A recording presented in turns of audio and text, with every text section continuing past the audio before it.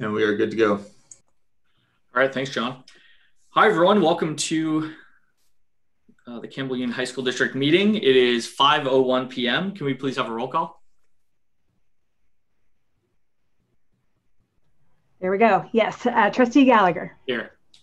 Trustee Aerosmith. Here. Trustee Goitia. Here. Trustee Brown. Here. And Trustee Verich. Yeah, Trustee Verich is out this week. So basically, as a reminder just to the board, when a trustee is out, we still need 3 votes to pass anything that comes up tonight. And I'll just repeat that at the beginning of the meeting too, so people watching at home know that. 1C is the adoption of the closed session agenda. Is there a motion? So moved. It was a tie. It was a tie. I don't know. Tie goes alphabetical. All right, Christina seconds. All right, so we have a motion by Stacy, a second by Christina. Is there any discussion on the motion? See none. Can we please have a roll call vote?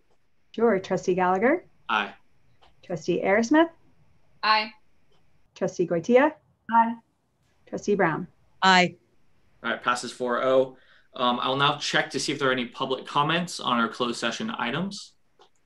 And there are not. So we will move on to 1E, which is adjourn to closed session.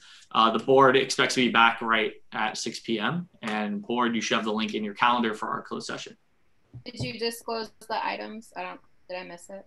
We don't have to. So they're on the agenda for people watching at home. Great. Yeah. All right.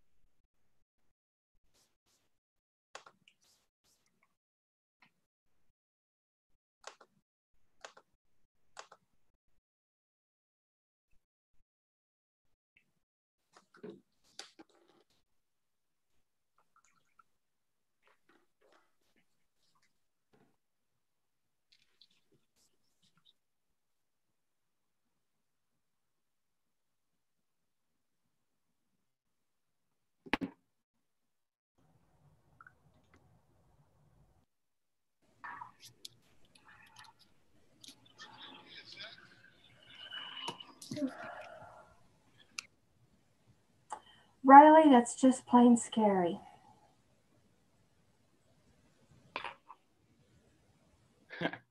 Yeah, a little bit. I can see. Just a little bit, yeah. A little touch of The Shining there or something. I don't know. Yeah. Who do you know at Pixar? No, and I don't know if I think I mentioned it before, but the character has the same first and last name as me. It's Riley Anderson, and I am the other Riley Anderson. So that's Right. That's That's what I'm saying. Who do you know at Pixar? I wish I knew someone that would be funny, but no, I don't know anybody.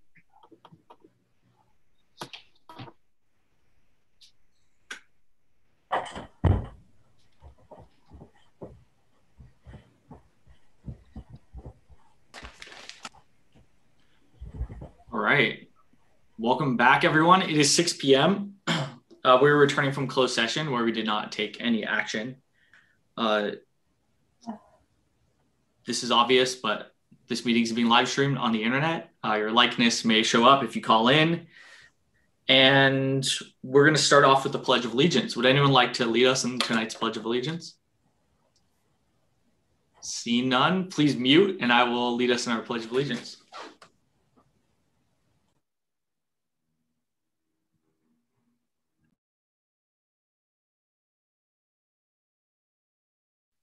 It'd really help if I didn't mute. All right, ready? Begin. I pledge allegiance to the flag of the United States of America and to the republic for which it stands, one nation, under God, indivisible, with liberty and justice for all. Thank you. Just really quick at the top of the meeting, Trustee Robert Verich is not here tonight. He is out of town. Just as a reminder that although we only have 4 board members, we still need 3 votes for things to pass or move forward.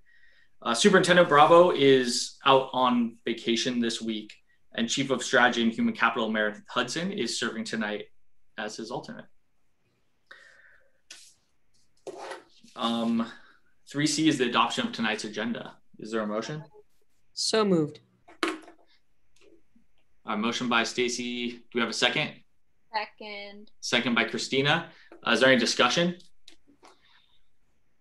Seeing none, can we please have a roll call vote? Sure. Trustee Gallagher? Aye. Trustee Aerosmith? Aye. Trustee Goitia? You're muted, Linda. Aye. And Trustee Brown? Aye. All right, we have an agenda, and in this meeting, there is no public area for the members of the public to join, but if you'd like to participate in tonight's meeting, we have a digital blue card that's located on our website and on board docs that you can fill out, and you'll be called on when your item is reached on the agenda or during public comment. President Gallagher? Yes. 3A, report out actions taken in closed session. I did that, yeah. Did you? Yeah, I think so. I was Yeah, gonna ask I've you seen too, some whether- nods. Oh, I see what you're saying. I was going to ask the same question of whether or not we need to report that. Yeah. Yeah, give me 1 second.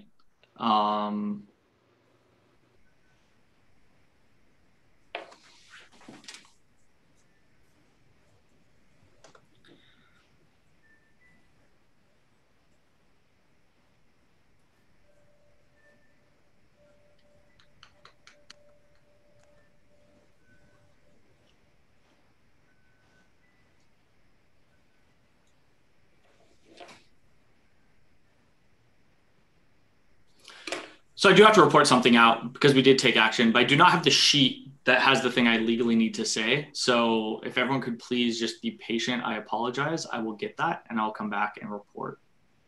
1 second.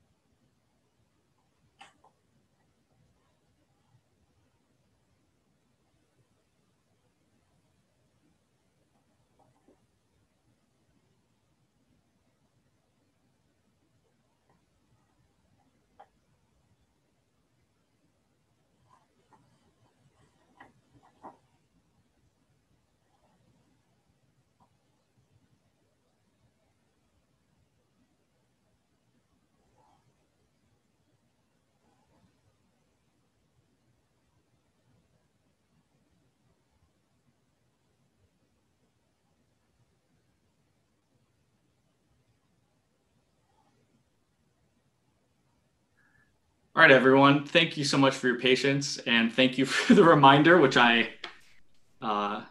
firmly rejected twice or 3 times. I've learned I'm like Ron Burgundy. If I read whatever's right in front of me, so I apologize for that.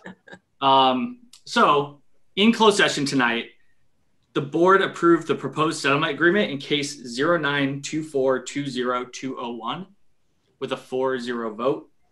Also during closed session tonight, the board approved the proposed settlement agreement in case 0924200202 with a 4-0 vote. So thank you again, Stacy. Thank you so much for the reminder. We're a team. We are a team.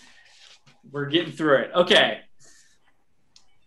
And with no further ado, we're on to item 4, our student board member reports. Whenever y'all are ready, you can take it away. Yeah, so we've decided to wait until next week to give personal and school updates because we have 3 meetings back to back. But we would like to remind everyone to please register to vote. The California online and mail registration deadline is on October 19th, and please continue to wear a mask and remain socially distanced. Thank you all. Meredith, there's nothing under item 5 this evening. You're correct. There's not. Great. So then we will move on to public comments. The board welcomes comments from the public. If you'd like to address the board, please fill out the digital blue card that's located on our website and on board docs. You'll be called on to comment when your item is reached on the agenda. If the item is not on the agenda, you will comment at this time. Provisions of the California Brown Act preclude any action being taken on any item that does not appear on the posted agenda for action. Oral presentations and communications to the board are limited to 3 minutes per person and 20 minutes per topic. We do have 1 blue card tonight for non-agenda item.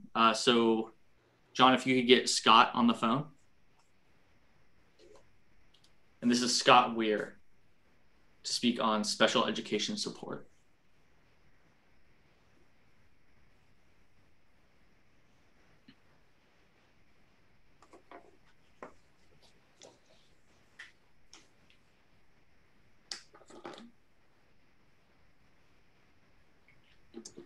All right, we're good to go. I have Scott here. All right. Hey, Scott, you're on with the board. You're streaming on the internet. And when you're ready, take it away and you'll have 3 minutes. All right, 3 minutes. Hey, if you see a kid in the background, I am sorry. I've got a little kid. But my name's Scott Weir. I'm a special education teacher, case manager, and department chair at Branham High School. I currently case manage 25 students, and I've just had this subtle feeling all this semester that our students are struggling academically at a level that far outstrips previous years. So just kind of had that underlining feeling for a while. And I just did a grade audit today, and out of the 117 classes that my students are enrolled in, 48% of those classes are currently being failed. And another 13% of those courses are currently being passed with a low D.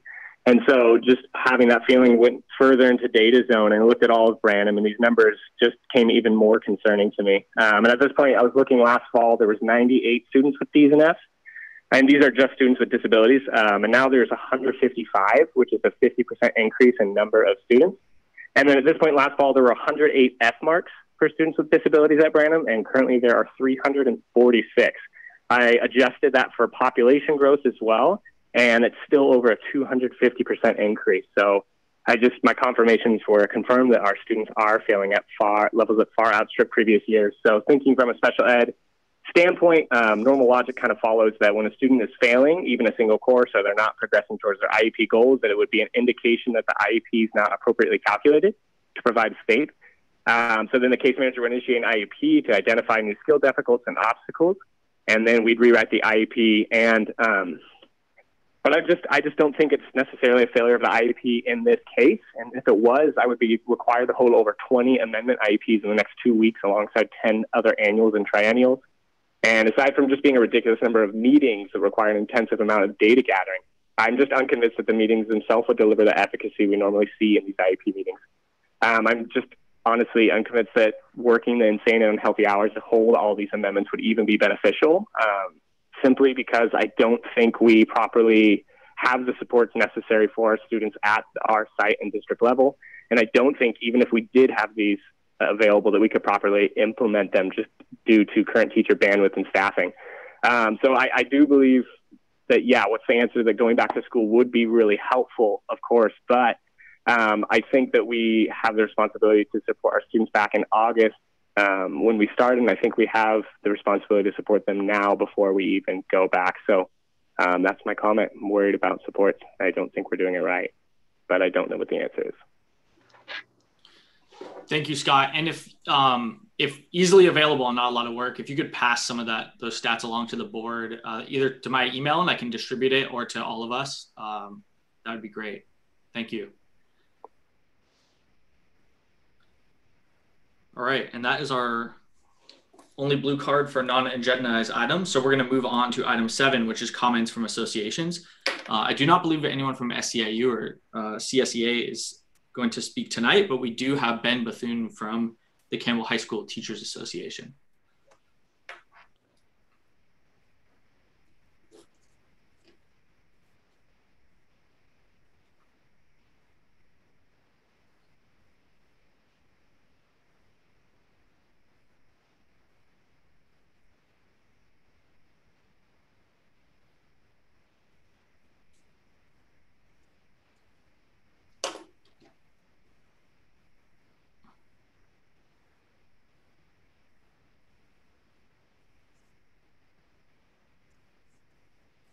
All right, I have Ben here.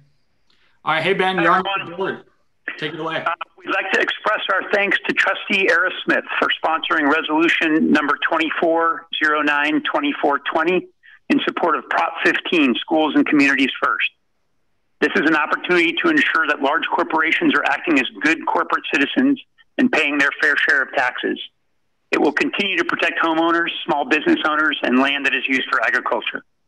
We hope to see robust support for this resolution. CUHSD continues to hear concerns about next week's scheduled professional development. In response to a survey in which 175 teachers responded, teachers were almost evenly split in support and opposition to the repurposing of instructional days to professional development, student outreach, and asynchronous learning. Of those who support the change, 88 teachers stated they need time to plan and prepare. 25 teachers stated a need for professional development. Of those who opposed the change, 54 teachers saw a need to maintain instructional time. 65 teachers perceive the change will cause an increase in workload to plan and assess asynchronous lessons, conduct student outreach groups, and attend, in addition to some teachers who will plan and present professional development. In contrast to this diversity of response, teachers overwhelmingly indicated a lack of confidence in district leadership to provide quality professional development. When asked, to what extent are you confident that district leadership will provide quality professional development opportunities for October 1st and 2nd, 0 being the lowest and 3 being the greatest, 32% of teachers chose 0. 45% of teachers chose 1, 17% chose 2, and 5% chose 3, the greatest extension level. To put it another way, 77% of respondents expressed a lack of confidence in district leadership to provide quality professional development, while only 22% expressed confidence.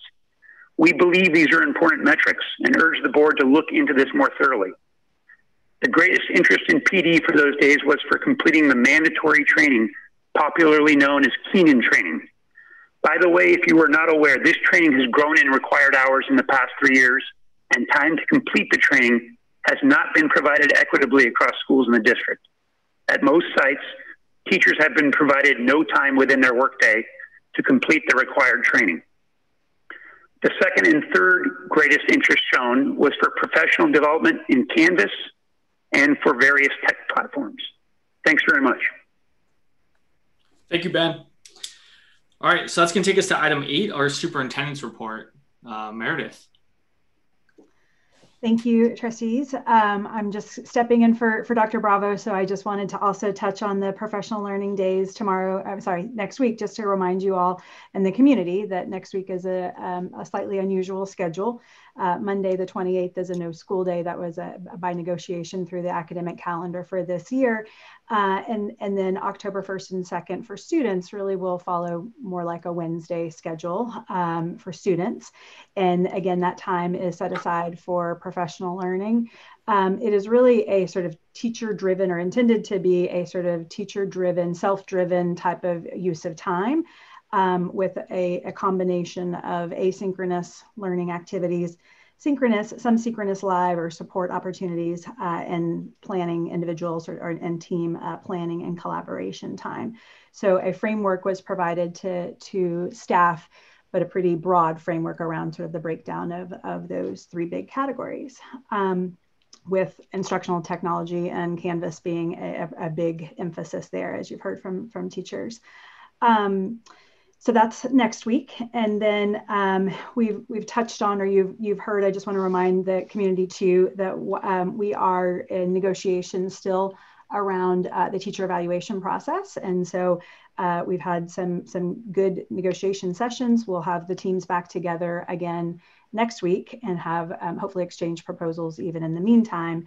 Again, trying to sort of address that question of how do we best evaluate during this time of distance learning.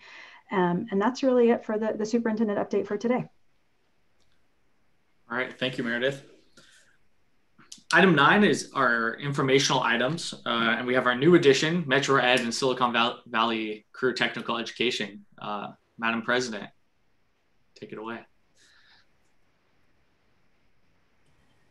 This will be very short, not much to report, except that Chris Funk, who's been the superintendent for the Eastside Union High School District, he'll be leaving at the end of next school year, but it doesn't change the fact that he has pledged his support to our legislative effort in Sacramento. Basically, his words were, whatever it takes, I'm all in. So, you know, the more people we have behind us in that, who can speak to our history, and of course, Eastside Union sends more students to Metro Ed than any other district. So that's a valuable ally. And that's all I have to report. Thank you. All right, item 10 is our consent calendar. Action on all consent calendar items will be acted upon in one motion with no discussion prior to the board vote, unless a board member or the superintendent requests that any such item be removed from the consent calendar for discussion by trustees or any interested party.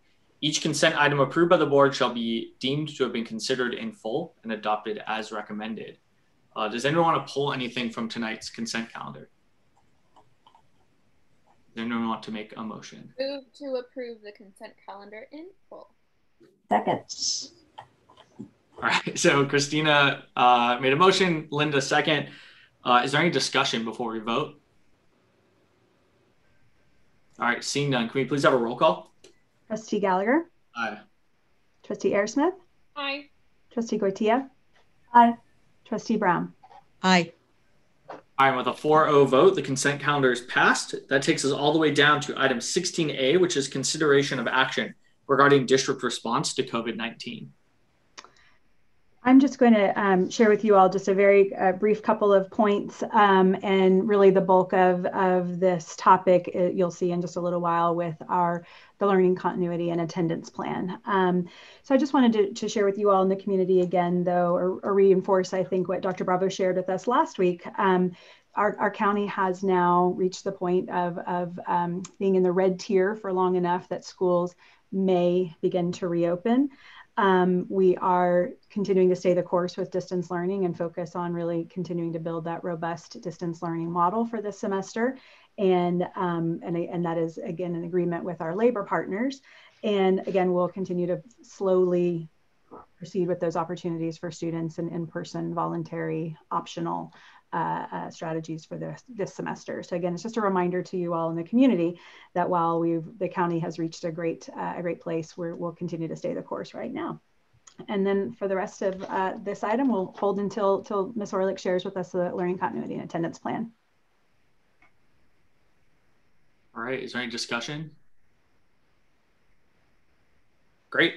So 16B. So 16B is to discuss and consider the approval of Resolution 24, Schools and Local Communities First Funding Act, or Prop 15. So board, you may remember we had this before us months ago. It was actually, I think, I vividly remember it because it was the meeting right after COVID went down and things were closed. And I think everyone was I felt very shell shocked. I can't speak for others, but it was a weird time. During that, the board tabled the item, but it wasn't an indefinite table. It was tabling with the intent of bringing it back at some point before I made the assumptions before election day. So that's why it is back here tonight. I think we tabled it for a couple reasons. I think there's a general consensus of just like, we don't even know what next week is going to look like. And I think a couple of board members expressed that they wanted more time to learn about it. So anyways, that's why it's back tonight. I think this is probably one where people either know if they support it or they don't, but I'll let the board drive discussion and then we can take a vote if people want later.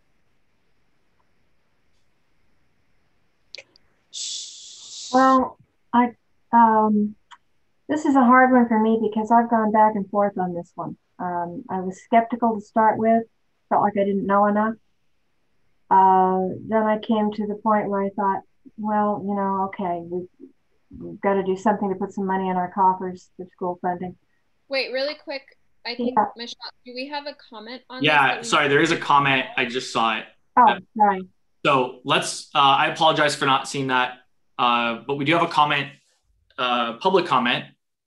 So now it's been introduced. Maybe we can get Gloria Chun-Hu on the phone. Okay. Sorry, I just want to make sure we go. No, thank you. Thank you.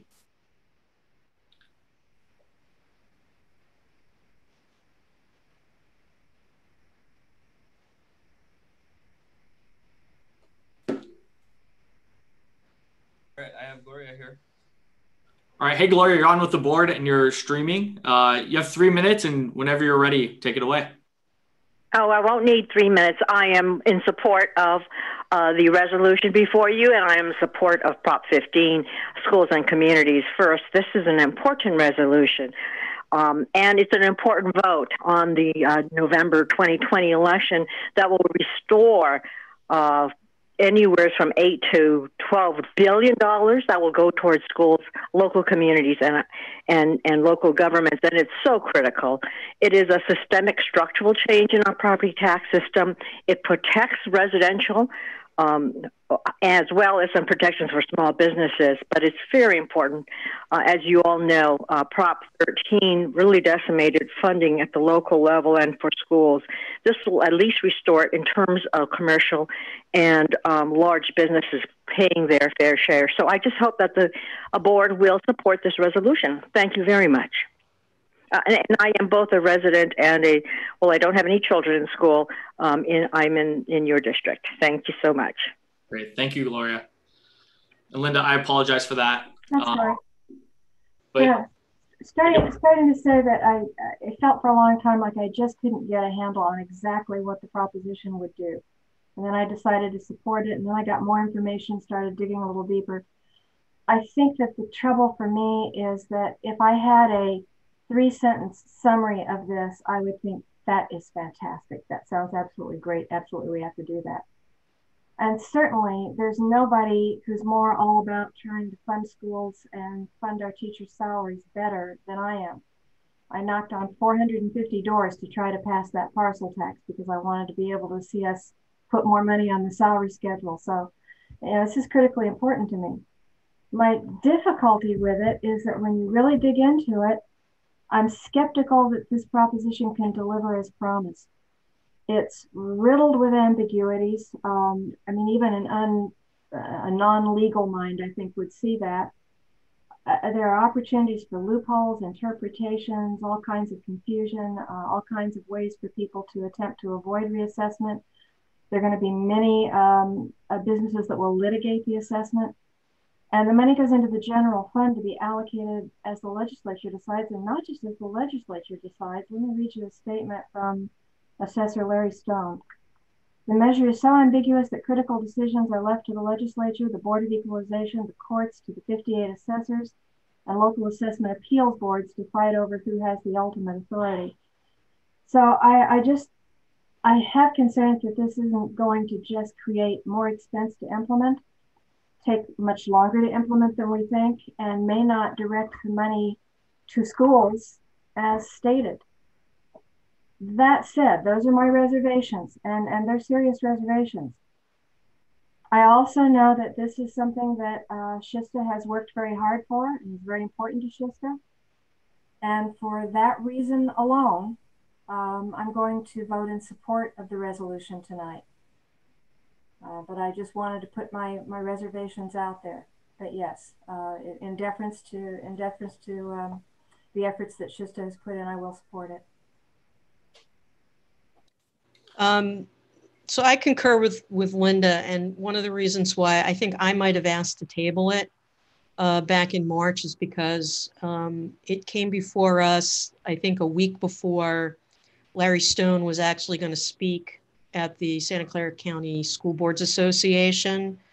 And I had heard that he was concerned about the implementation of what was in the ballot measure. So, so I attended that, and he pretty much laid out some very well thought out arguments about not that this wasn't that closing the inequities between residential property tax and commercial and industrial property taxes isn't important, but that there were going to be implementation issues with this law. And I one of the things that he basically said, and the all 58 county assessors, the California Assessors Association, have come out against Prop 15 because they don't think that they can make the changes in their offices in order to do the implementation, given the amount of budget that is going to be allowed or given to them to do that. And so, so that was concerning to me. And I actually followed up with one of Mr. Stone's deputies, a gentleman named John Ginsburg, to kind of challenge that a little bit. And we spoke back in April, and this was like at the very beginning of shelter in place.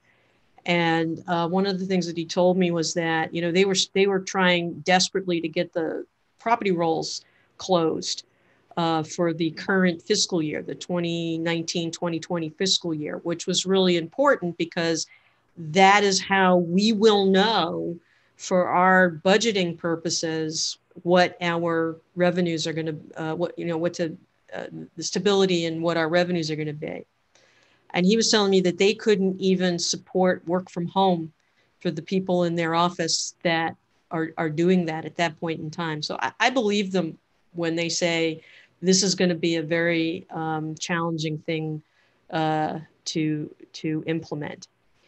So, you know, I was kind of in Linda's shoes as well. I have been, the organization that created this is an organization called Evolve. And they're a grassroots nonprofit organization that started back in 2011. And they've been bringing awareness to the property tax inequity issue for quite some time. And back when I served on the Cambrian board, we actually passed a resolution in supporting Evolve's awareness campaign. And then one of the first things I did when I came on this board the following year is I asked our board to pass the same resolution. So we've been supporting the work of Evolve for quite some time.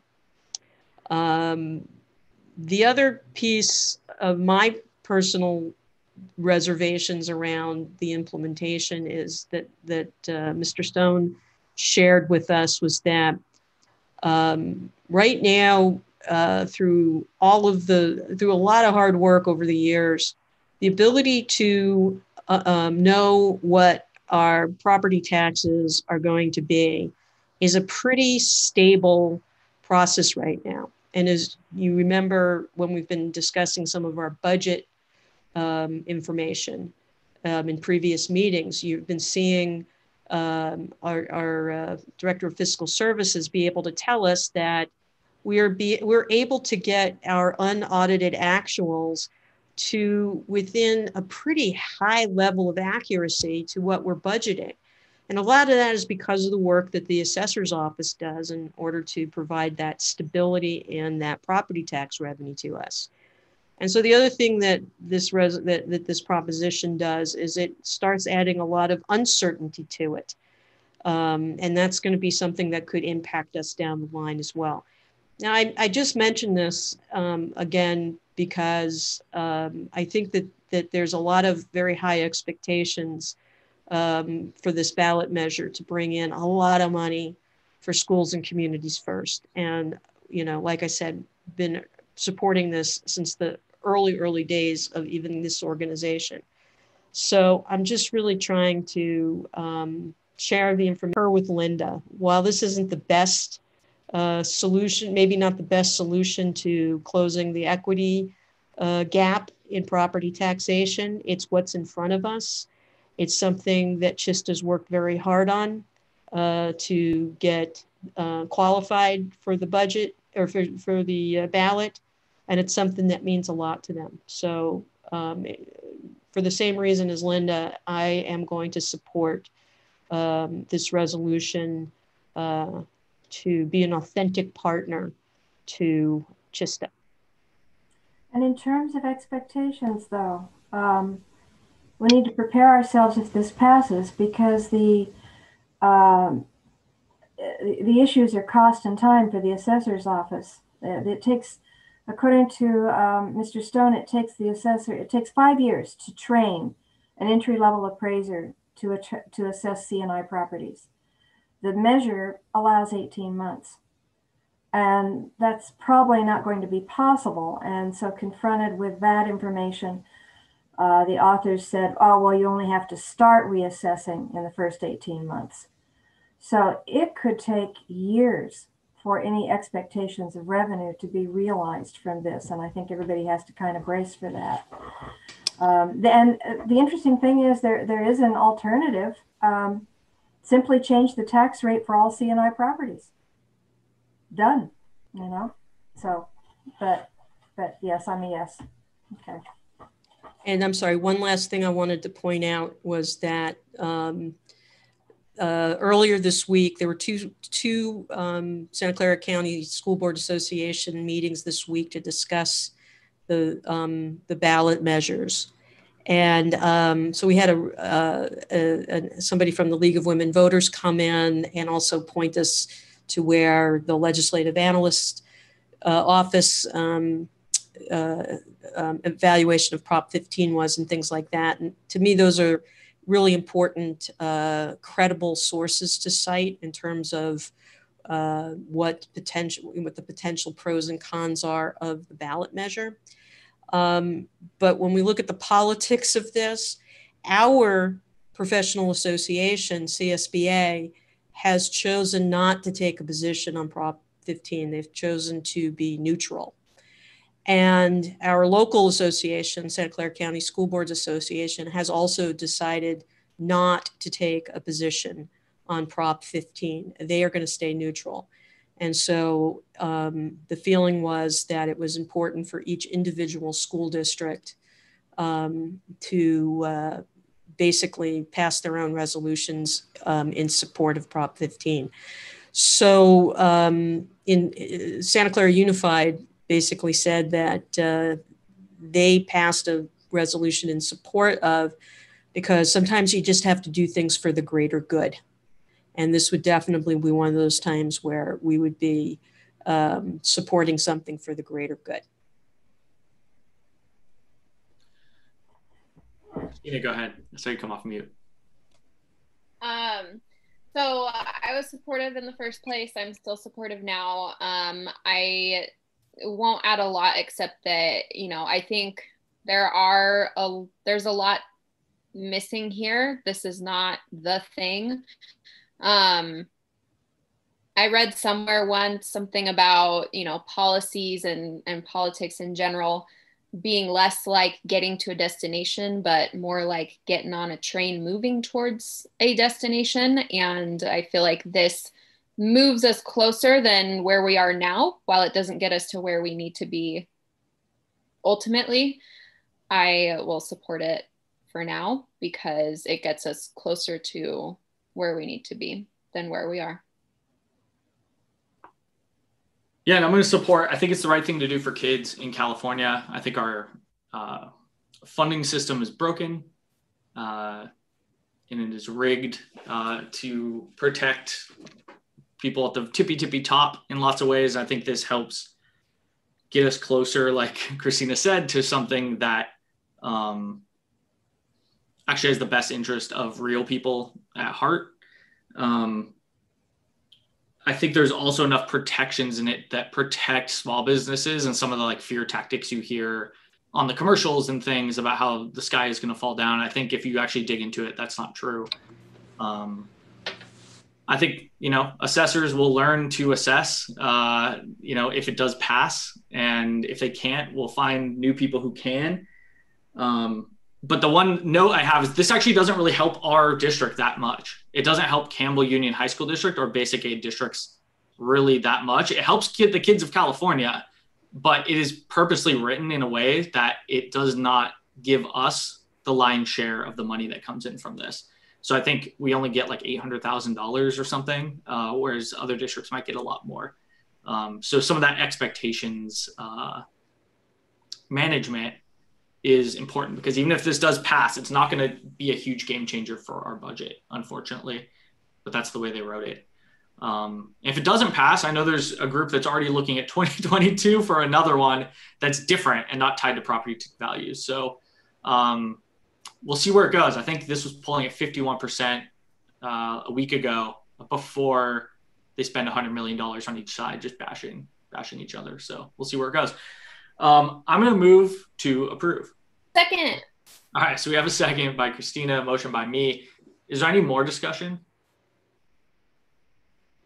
All right. Can we get a roll call, please? Trustee Gallagher. Aye.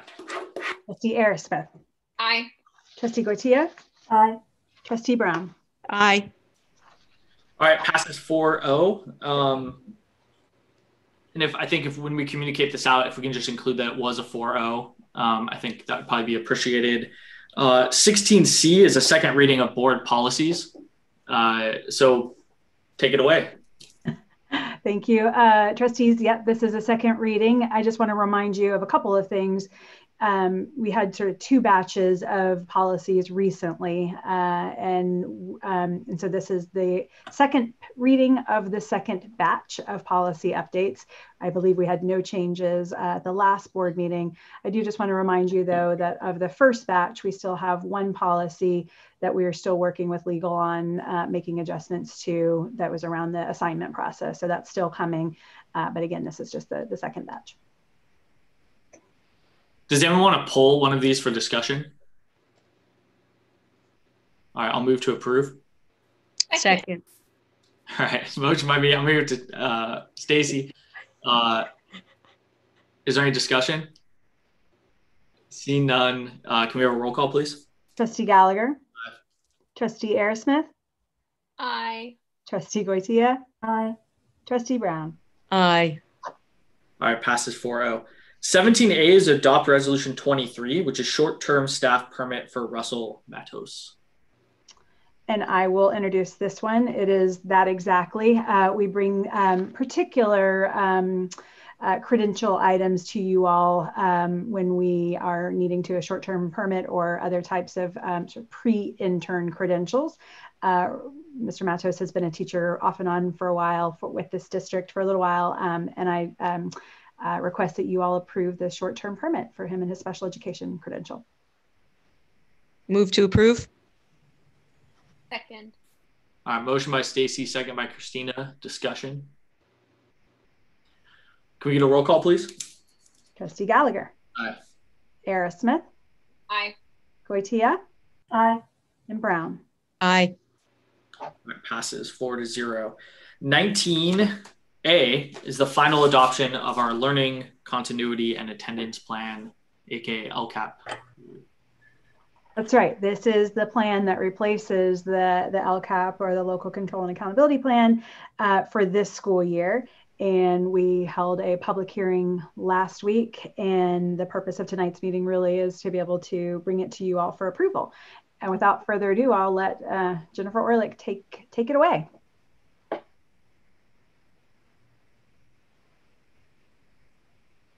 Great, thank you.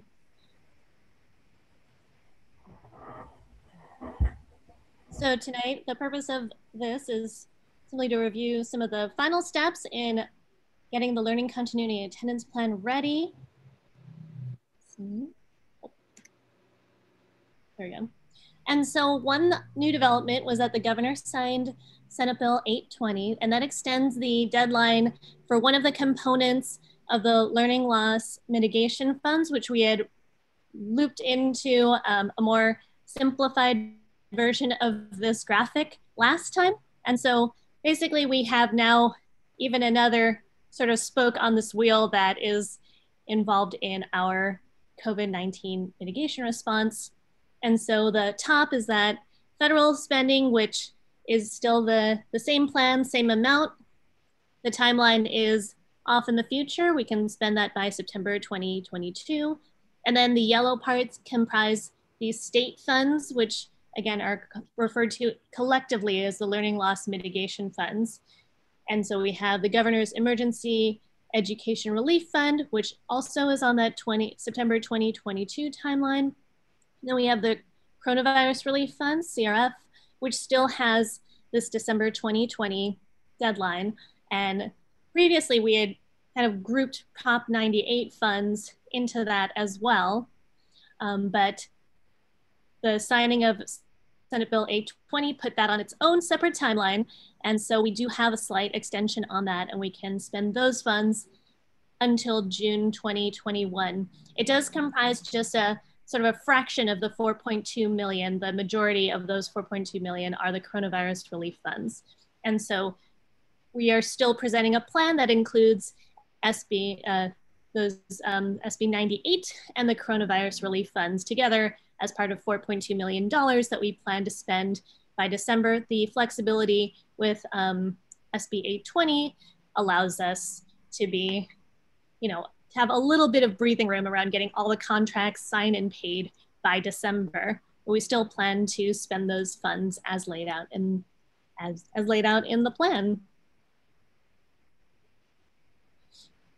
Additionally, over the last couple weeks, we posted a Google form on our LCAP website to just get any additional feedback from the community on the draft plan that has been posted there. And we did get a few responses. We got about 19 total.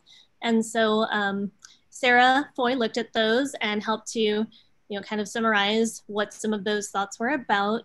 Some of those questions and comments were related to, can we come back to in-person learning? When can we come back to in-person learning?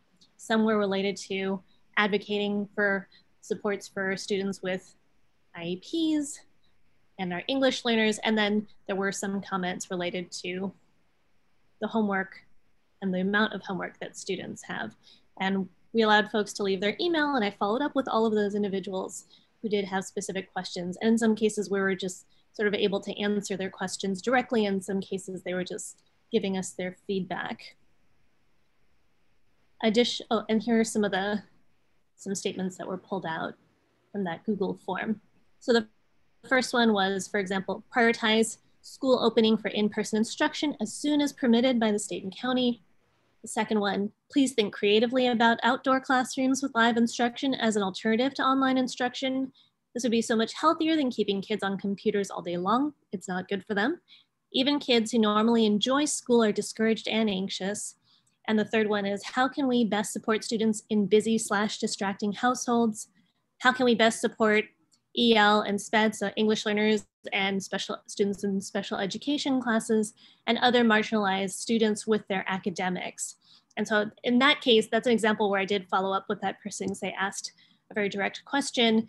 And I informed them, for example, that if a student does have those needs at home, to where they might need a partition or a set of earbuds to just create a bit more privacy and focus for them, we can absolutely provide that, and also inform them that we are working to provide some kind of support hub with our goal to have one at every site, hopefully by the end of fall semester.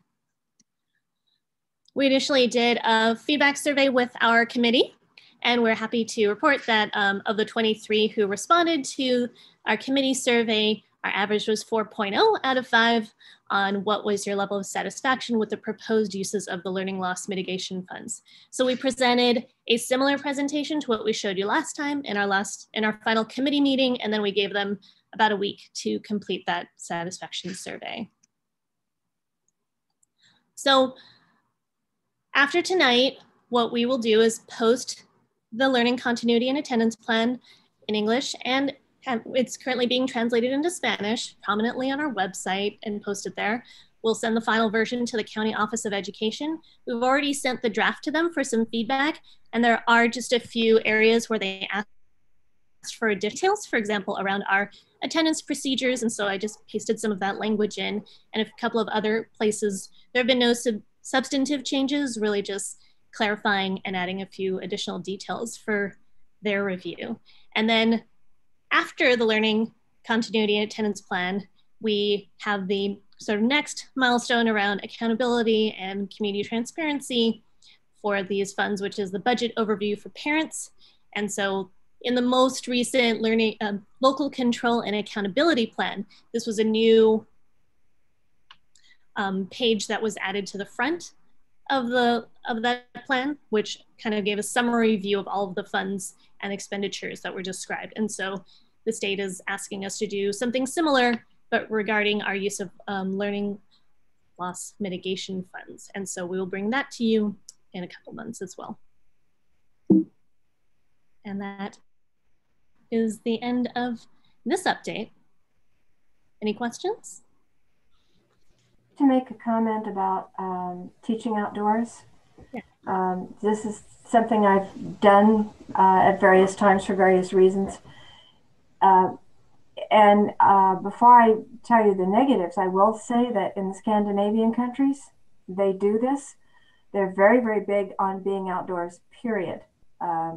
Very oriented to physical activity in the outdoors. And so even everybody bundled up in their coats and it's 35 degrees, they'll go sit outside and have a lesson. I'm not sure that we would see that happening here, and we're more likely to have rain than we are to have cold in any case. But the difficulties you get into outdoors with a group of any size at all is being heard clearly. You just don't have anything to direct sound back into the group. You don't have good acoustics. Wind sometimes is a factor in that, and wind is also a factor in people's papers and materials and things that they're working with staying put. So it can get a little tricky to do it outdoors. And the other thing that can be tricky, we had a situation once where we had to take multiple classes outside at once. And if you are at all near another outdoor group, you're going to have some competing sound without sound separation. So, and then seating becomes a thing too. Does everybody grab a chair and carry it out? And is the new furniture amenable to that kind of transport? So there are things to consider. It's not just as simple as, well, let's go outside. So that's.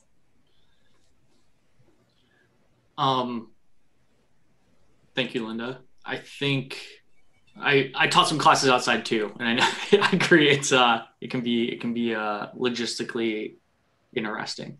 I think this is great. I think I really, just to echo what I said last week, I think your process is solid. I think there's a lot of voices here. I think it's a good plan and it addresses the needs that we have. So I'll go ahead and make a motion to approve. Second. So motion by me, second by Linda. More discussion? Yeah, I want to concur with Kaylin. I think that the process that this district has put together on all the LCAPs, the original and the new, have really been outstanding and really demonstrate our guiding principle of continuous improvement. So thank you to all who participated in this process. Last night, when I was at the Santa Clara County School Boards Association, they had guest speakers from an organization called Community Health Awareness Council, which is a mental health service provider. They have a JPA with 4 districts, mostly they're out of Mountain View. So they're like Mountain View, Los Altos, Cupertino, I think are the school districts that participate in that. And they gave a very, very, very good presentation about just the impact of mental health on our students, on our employees during the pandemic, with everything that is happening, that there's going to be not just this initial trauma, but there's going to be secondary effects. They're going to last long after we go back to whatever our new normal looks like when schools reopen to more in-person operations. And one of the points that they made is that a lot of what schools have done over the past X years, or maybe decades, in our move towards Common Core and standards-based curriculum and proficiency models, is that we focus so much on the academic side of school and not enough on the socio-emotional side of school. And we don't have standards built into that. We don't have time in the day built in to give students and staff the types of supports that they need to just kind of maintain and mindfulness and wellness and things like that. And I thought that was kind of interesting because this really does address adding time to the calendar. And we as public education, we've added a lot of more things that have to be in the social contract between public schools and the public and the community without adding a minute of time to our calendars. And that takes money and the reprioritization of funding and things like that. So I just wanted to kind of bring that up as an awareness thing that I learned last night, because while I appreciate the fact that distance learning is better in the fall than it was in the spring in the school district, I'm not 100% sure that focusing, bringing kids back on campuses in whatever model we're going to follow to focus on academics is necessarily what we need to do. And maybe we should focus on, let's bring students and staff back in a safe, compliant way, and focus more on the socio-emotional side of things than the academic sides of things. And then the second thing I want to add to kind of what is a safe return to school look like? And there's a lot of confusion around when schools can open, what happens if, we got this, we're in red and now we can go back, and what happens if we go back to purple, and what does it look like to have a hybrid model and things like that. And what I'm seeing in the community amongst parents is just a lot of, I think it's probably 50-50 of, I don't want to send my kids back until we've eradicated coronavirus, there's a vaccine, that type of thing, to, yeah, it's good enough, get them out of the house types of things. And so this has become such a highly politicized topic about what the safe return to in-person school looks like. And I just want to encourage us to not, to basically keep it down to what the health officials are telling us. And Dr. Cody and Dr. Dewan laid out a very detailed list of what the requirements are for in-person learning. And that's what it is. And it really doesn't, it comes down to, can we execute those guidelines? And can we manage those guidelines? And if the health officials were to show up and audit us, what would they find? Would they find that we're maintaining social distance, or would they, all the things that are within the guidelines and things like that? And so that's what we need to be focusing on, and we need to we need to find a collaborative and cooperative way to develop our return to school plans that involves the voice of our teachers, and the voice of our students, and the voice of our parents in informing those decisions by the board. All right. Any discussion on LCAP before we vote? Yes. All right, go for it. So I just wanted to put out there that just in terms of, we were talking about expectations before, I think, this is learning loss, and, for the mitigation of learning loss already occurred. It's still happening. We needed more than this amount of money even before COVID hit to really be doing what we needed to do for students. And so I continue to be very worried, somebody called in, our special ed teacher, about our students with special needs, our English language learners. I think that the plan in and of itself, people have mentioned, the process that was taken to come up with this plan was strong, very collaborative, using stakeholder input. I think the plan is strong, and I just continue to be concerned that, just realistically where we're at, I don't know if even this is enough. Actually, I know that this is not enough. Even though we have all of these different plans, we do have some of this funding, it's not enough. And so I also just want to, because Stacey, you brought it up in terms of social emotional support, that is my jam. I was just talking to my kids today about their neurons in their brains, and I want us to be cautious too. There's a very fine line between addressing trauma so that we can be whole and be learning, and addressing trauma just to address trauma.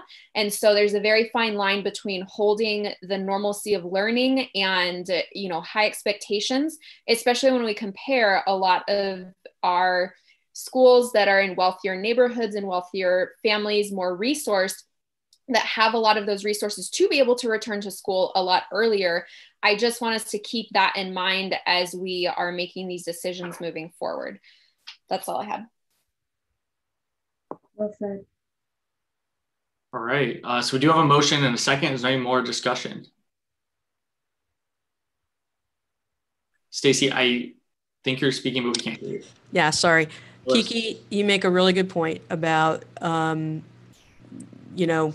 we didn't have enough money before COVID, and COVID is really just exasperating and letting, pretty much people are aware now of the crisis of public funding. And we've known that for years because of the roles that we play. So thanks for reminding us that this is, it's going to be a long process to do the learning loss remediation.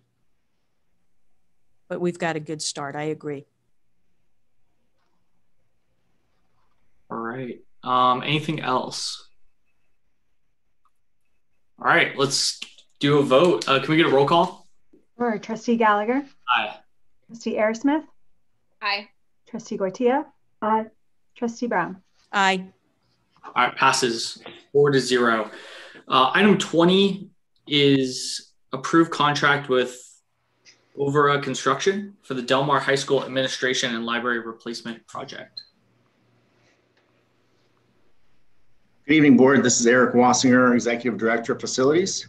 Board, we're asking the board to approve this contract. It's a lease-to-lease-back contract with Overa Construction.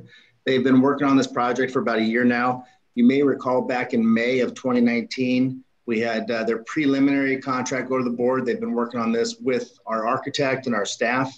And right now we're moving forward. We're excited. It's at DSA. Hopefully we have it out here pretty soon. And We have this broken up into 2 phases, one being the demo and the site work, and then one being the building itself.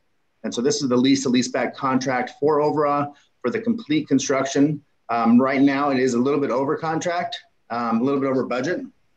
And we are planning to make that up. Once we get this approval, then we'll start getting the actual bids from the subcontractors for some of the projects inside of the building. And with the wonderful support that we're getting from all the contractors showing up, I believe we'll be able to get this under budget by the time we start the actual construction of it. Because of everybody showing up today, we had a bid walk at Prospect and we had 40 contractors show up for the student union. 40 contractors during COVID. So I got pictures of a nice parking lot full of people. But anyway, so they were asking for the board to approve this, and we plan on knocking that building down on October 6th for the admin library at Del Mar once this is approved. So do we get to come and play sledgehammer games again? We can set that up for you, absolutely. You know what? I'll pass. Once is enough. I'll sit outside and watch. Right. Move to approve. Second. All right, so a motion by Linda, second by Christina. Any discussion? Yeah, I just want to thank Eric and the whole team on what an exceptional job you guys are doing in managing the construction, in managing the costs.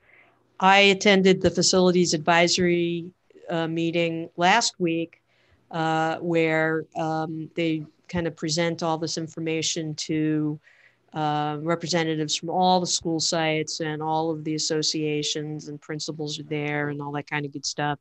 And then towards the end, I kind of stole the topics to kind of make it look more forward thinking. And, you know, the money, the little positive consequence of COVID and having school shut down this semester and allowing us to complete the seismic projects early, and this, you know, so many vendors coming to bid out our work and things like that is helping us a bunch. So I'm incredibly confident that we will be, that Eric and team will get the budget for this, for the Del Mar Cathedral. I call the Prospect Student Union the Prospect Cathedral, and the administration and the new library and media center to me is the Del Mar Cathedral. Mm-hmm. And I have the highest confidence that it will come in under budget. And Eric has shared that perhaps once our new CBO is figured out where the pencils are and all that good stuff, that in Q1 of next year, we might be ready to start having some board study sessions on the bond projects and looking at reallocating some of the funds from some of the savings that we've had as well. So I just wanted to thank Eric and team, congratulate you on yet another job well done.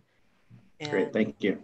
Yeah, and Linda, so we do have the cameras up already for the Prospect student union that's coming down.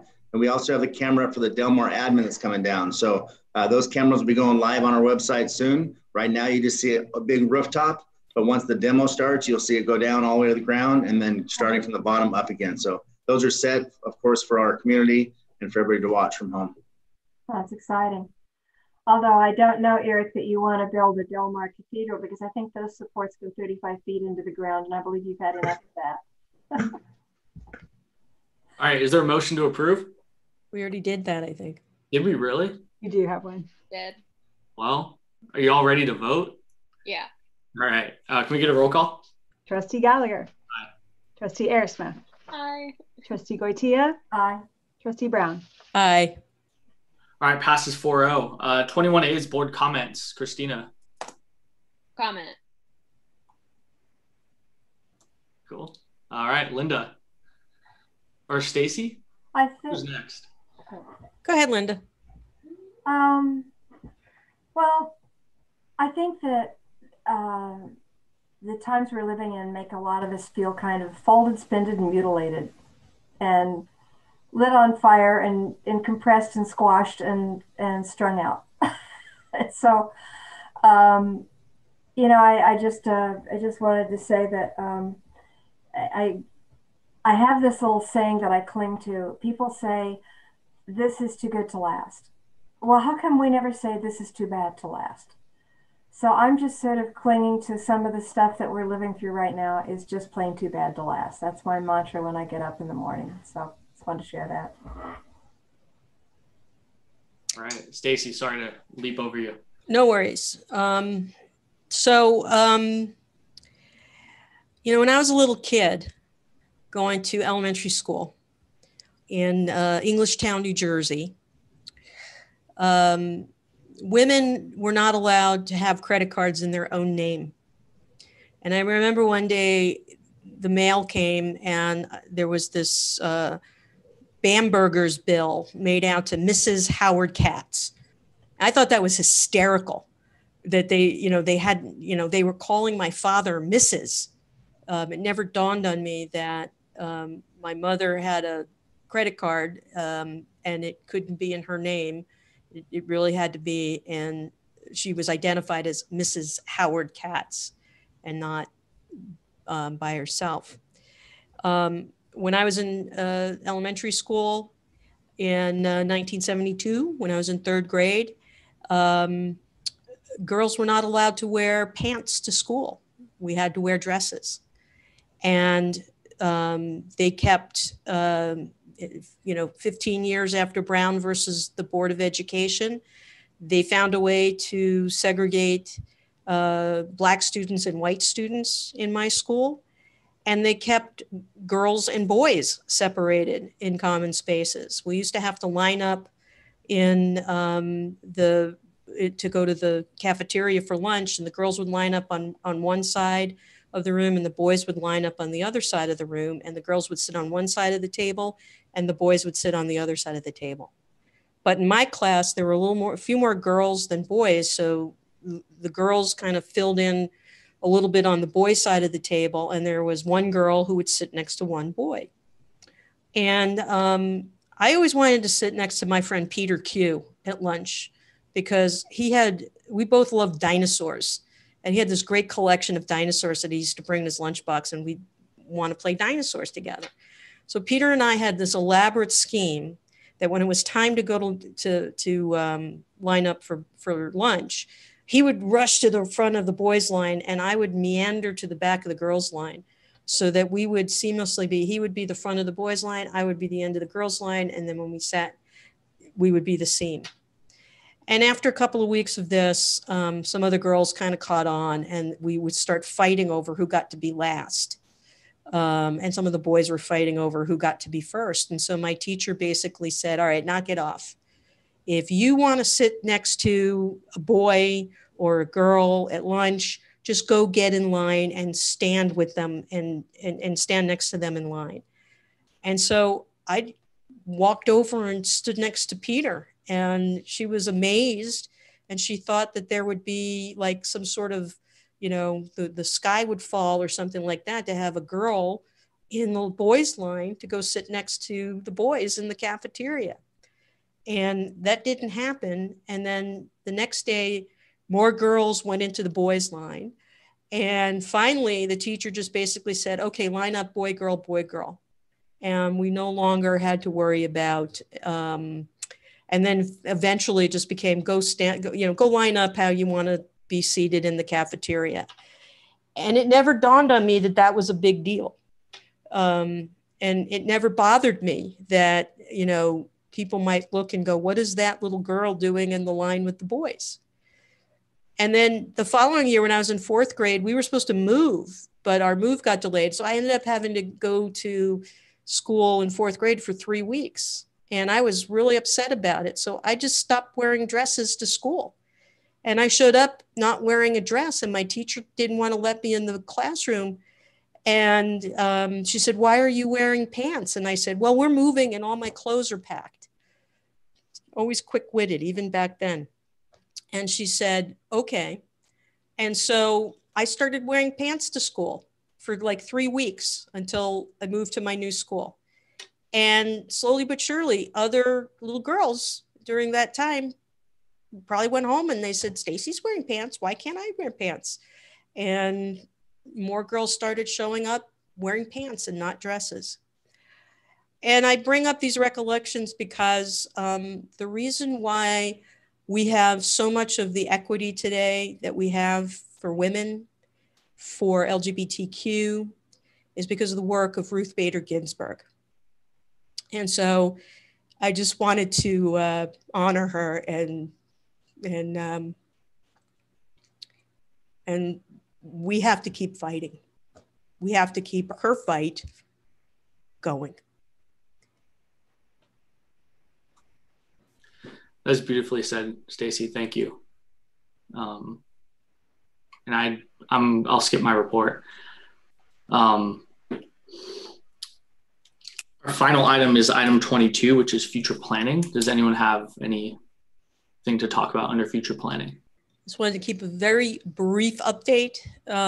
This afternoon, I sent out to all the board members and Dr. Bravo the materials that I told you about last week for our discussion on educational equity next week.